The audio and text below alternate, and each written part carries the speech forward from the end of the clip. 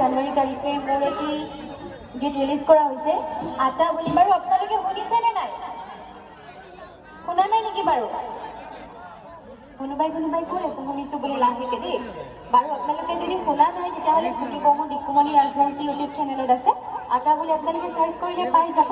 গতিকে সেই গীতটি গাবলৈ লৈছো।